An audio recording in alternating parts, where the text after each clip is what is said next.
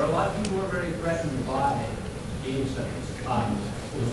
There are a lot of people who say that these are things that game creation is an entirely alternate process which relies on my personal genius in order to deliver a good quality experience. Right? This is false. But it's very threatening when you start actually using on the other side. Game studies often ask us to be responsible. Which is in and of itself very threatening. When you say no, you are a mass medium. You are a medium with a real cultural impact, and so therefore you should think about what you convey with that medium. That's terrifying, right? What we actually produce. So I think those are two major areas of resistance. Again, unfortunately, while there's tons of great stuff coming out of academia in terms of game studies, there is also plenty of material, right? There are not sucking. I give up on you. Is one of those things where it's right? Those guys don't get what it is to really make games in real time, and so it's a combination of having friends and the level of breadth you feel from a really perspective looking at our own game. Yeah. Studies perspective. So we're having a hard enough time getting legitimized in our own areas. And then to go to the industry is another difficult step because for many academics, they went to school to get out of the industry. So having to go back to talks events is not fun in any way, because we often at times do have different goals. You know, on one hand, you're trying to produce something that looking you're trying to produce something that's good and that you love, but at the same time, on one hand, you're trying to produce knowledge that you alone can control, and on the academic side, you're trying to control knowledge that you share. So it's very different goals in that kind of domain, and that can create some friction there. So from the academic side, I can say that we also have great difficulty reaching out because of some of our own prejudices that we have as well, and that it is kind of a scary concept to take that. And I mean, I would love to actually see more communication. We need, one of the problems is we go really silent. Academia lives over here, history lives over here, and we know our conferences are different. Our social spheres are completely different. We need to have that communication. I actually don't know how to start that.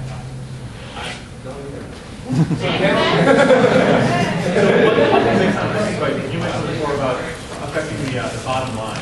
Is people in the industry, it all comes up to the executives or the financiers, and what is going to make us money? How much are these game studies going to impact us? A lot of times people don't actually know what they want, and you have to do these sort of studies to find that out. One of my favorite examples is demos. Everyone always says, oh, well, I'm not going to buy this game unless I have a demo. Demos are so important to me, the most important thing ever. Every time a game company releases a demo, they are hurting their sales. This is quantifiable. EDAR did a great study on this. Like you are much better off not actually releasing it. But if you just Google EDAR game demos, there's an entire slide deck on exactly why They'll hurt your sales, yeah. So a lot of times it's figuring out what people really want, what is better, and if you show those results from the game study, then I think that might be an avenue to move it into industry. Another thing that I think I can introduce to the silos and the different constraints that each side faces. On the industry side, as I sort of discussed, we have certain limitations based on what we sell. As you know, Wiley trying to get a lot of the same sort of things over and over in video games. If you were at the earlier panel at university, you may know that there are some significant problems with seeing a lot of the same issues over and over again, but that's because they at least have a proven track record. On the other hand, while academia is encouraged to expand and critically, they often lack the resources in order to give anything concrete besides paper. You know, it would probably be awesome if even gaming academics could actually design and develop their own game that could gain some sort of impact and, you know, be something tangible, quantifiable for the industry to look at. But given their lack of resources, knowledge, and time, that often isn't easy. See, but I disagree.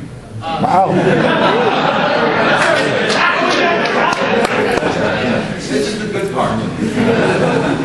Most game studies are done at major universities. I have had students who are at the bachelor's level who put together full teams for free to build games, right? At major universities across the United States, putting in hundreds of hours of their spare time. I believe that if there was more desire to really test these things and less fear of the practical, we could actually, at most of these universities, have game studies master's students, doctorate candidates, go to the CS department and say, hey guys, I've got this really cool project, you want it? And you would find it, because I see it every day. So it is one of the areas that I would like to see more on the also agree on pitching the importance of game studies to other people in the industry. If I had to get I have a game done to play, which is really gripping, right? Which is really engaging, and say, and this is the research was based on, that's easier, much easier to pitch for me than say, here's a white paper, read it. Right. Yeah. That part we're going to read it. Well, but how could you, I mean, this is just not play devil's advocate. I mean, how could you justify, how could you justify kind of like a quantifiable value on a paper that isn't producing a game that says why over-sexualized gender representation hurts game sales as opposed to improving it? So are you saying how you can actually? I mean, I'm just taking it from a different perspective here. In game studies, so we'd be looking at gender representation. You can't just say, it's very hard to put a quantifiable. I can side by side build the same game with over-sexualized characters and not over-sexualized characters. A/B test myself, and see which one does better. Yeah. Okay. Social subjects. What was that? Better experiment would be bringing the actual subject, test subject, research subject as well. If you're looking at in terms of an academic perspective, social science has these tests going on a regular basis. That was another question. Even if you could broke, you know, your university CS department into actually producing a game, you know, what level of production is actually going to, you know, catch industry's attention as proof of anything? It might, you know, we do have an example of back to a drop a portal, but as a gameplay concept, that, you know, Valve still have to take that and refine it to a deal. So would you think industry would pay attention to, you know, kind of prototype games that were trying to make a point? Farmville and Angry Birds both took under a month to build. These are both built by very small teams. These have the industry's attention. These are both games that college students are capable of building. If you look at Minecraft, nobody called Minecraft.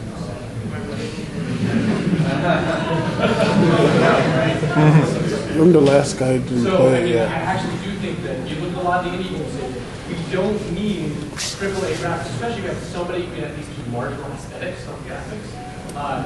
You can actually get out games from a university that are not only great portfolio material and resume material for everybody who's on the team, but also really viable to put out on the internet and have people talk about it.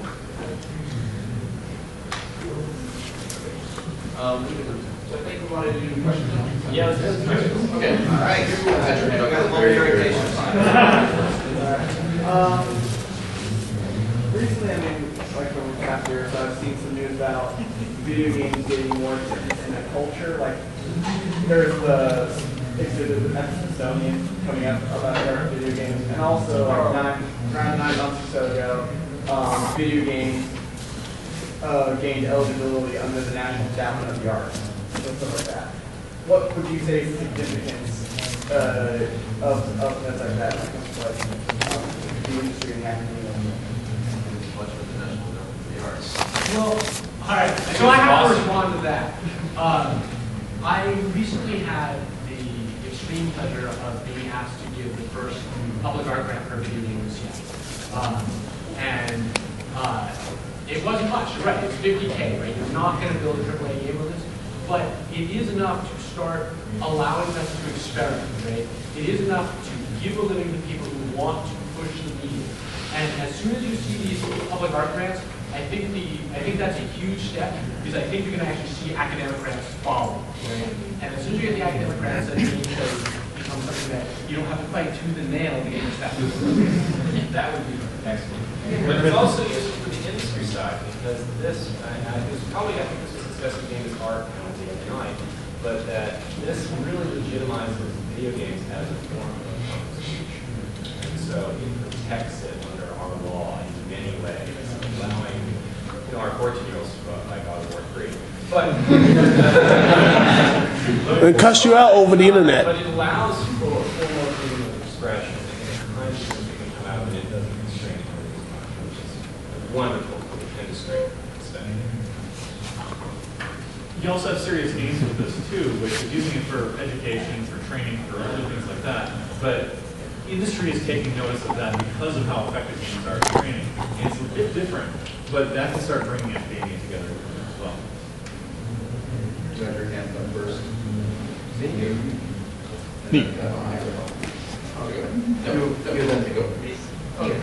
Sorry. I was kind of surprised to hear about the degree of friction between the industry people and the academic people. Not because that itself is surprising, but because there's a real concrete parallel to the film industry and film studies in schools. A lot of times, your film studies programs came up out of your film production programs. So you have the same places, students and craftsmen and academics. They're taking the same classes. They're eating lunch with each other. They're talking, communicating a lot more. Do you guys see any future in combining some of these game studies and vocational programs in the schools, or do you think that is not even feasible? I actually would very much hope so.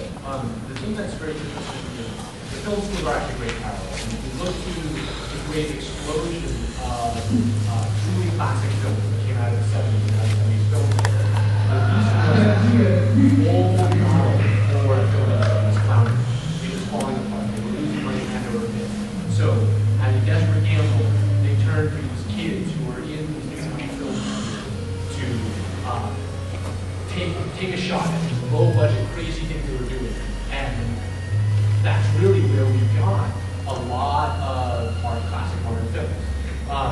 And the AAA industry is at that point as well. I think in the next half decade, you're going to see the AAA industry reach out a bit more, hopefully, to both vocational and purely academic game studies groups. Because, I don't know how else to put it, or how to put it less crassly, but we are getting our ass handed by mobile games, by social games, by all these small platforms that cost $100,000 to put out a product, and the best ones are making $1 billion anyway. That is a profit margin percentage, which as an industry, we can't fight. One difference I would say between the film and game industry is the degree of specialization required to do various things. In the film industry, you can take classes on film, you can learn just what you need to do with the camera, what you need to do with writing. You can put something together reasonably well. And it'll be one person job or one person job, but it's doable. In gaming, if you wanted to make a game that has a really cool, interesting, bizarre mechanic, well, you need to figure out the algorithms to do that. And a lot of times mathematics is very difficult. Now you need art and aesthetics to go along with that. Now you need music or game design, program, all these different components. And it's not something that you can do very well unless you have all of those different skills. A few people can do it, but I think the people who can do that are much smaller. Given the size of teams that it requires to make games, there's only, I'd say, a smaller percentage of people in the games industry who would benefit from game studies. They're very important, and I fully agree that they're there. But I think as a percentage compared to the film industry, it's much smaller. So I have to actually radically